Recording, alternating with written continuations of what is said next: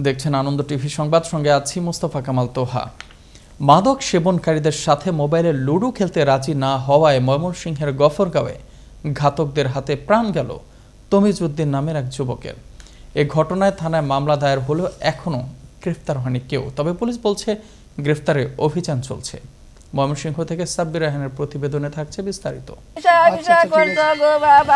ময়মনসিংহের পাগলা থানার ৫ ভাগ ইউনিয়নের খুরশিদমহল গ্রামের তমিজ উদ্দিন আগামী মাসে যার ব্রুনাই যাওয়ার কথা ছিল, তবে গেল মঙ্গলবার বিকেলে বাড়ির পাশে ব্রহ্মপুত্র নদীর তীরে বন্ধুর সাথে মোবাইলে লুডো খেলার সময় একই এলাকার বিপ্লব এবং রিয়াদও তার সাথে লুডো খেলতে চাইলে খেলতে অসম্মতি জানায় তমিজ উদ্দিন। এতে বাকবিতণ্ডার এক পর্যায়ে দেশীয় অস্ত্রশস্ত্র সহ আরও ৩-৪ জনকে নিয়ে তমিজকে এলোপাতাড়ি কুপিয়ে ও পিটিয়ে অর্ধমৃত অবস্থায় ফেলে পালিয়ে যায় রিয়াদ ও বিপ্লবের দলবল। পরে উদ্ধার করে ময়মনসিংহ মেডিকেল কলেজ হাসপাতালে ভর্তি করলে ২৪ ঘন্টা মৃত্যুর সঙ্গে পাঞ্জা লড়ে গেল বুধবার রাতে মৃত্যুর কোলে ঢলে পড়ে তমিজ।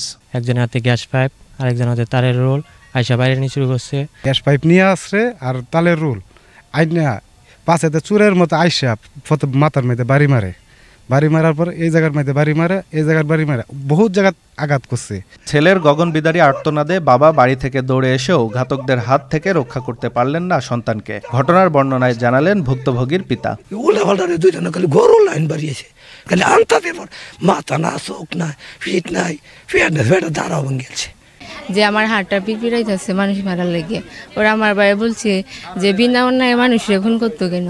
পরে এই কথা বলার পরে দুইজনে রড নিয়ে মাথার মধ্যে বাড়ি দিচ্ছে। ঘাতক রিয়াদ ও বিপ্লবের বিরুদ্ধে রয়েছে মাদকের সংশ্লিষ্টতা বলছেন এলাকাবাসী। তারা চান ঘাতকদের সর্বোচ্চ শাস্তি। তারে অন্যায়ভাবে নির্যাতিতভাবে তারে মারছে, তার সর্বোচ্চ শাস্তি আপনাদের মাধ্যমে সরকারের কাছে দাবি করছি। এরা দুইজন মাদক খায় বা মাদক এখানে অনেক কিছু করে বা এই জায়গাটুকুই তারা আড্ডা অন্যায়ভাবে মারছে, এর বিচার আমরা অবশ্যই চাই। ঘটনার পর তমিজ উদ্দিনের পিতা বাদী হয়ে পাগলা থানায় ৪ জনকে আসামি করে একটি হত্যা মামলা দায়ের করেন। তবে এখনো পর্যন্ত কোনো আসামি গ্রেফতার হয়নি। এদিকে গ্রেফতারে অভিযান চলছে বলে জানান পুলিশের এই কর্মকর্তা। লুডো খেলাকে কেন্দ্র করে মারামারি ঘটনা ঘটে পরবর্তীতে তাকে চিকিৎসার জন্য ময়মনসিংহ মেডিকেল কলেজ হাসপাতালে নিয়ে যায়। হাসপাতালে চিকিৎসাধীন অবস্থায় গতকাল সে মারা যায়। সংক্রান্তে মামলা হয়েছে এবং আসামিদেরকে গ্রেফতারের দ্রুত চেষ্টা চলছে।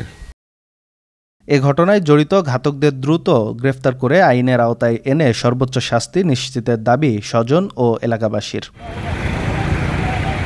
আঞ্জাম খালেক, আনন্দ টিভি, ন্যাশনাল ডেস্ক।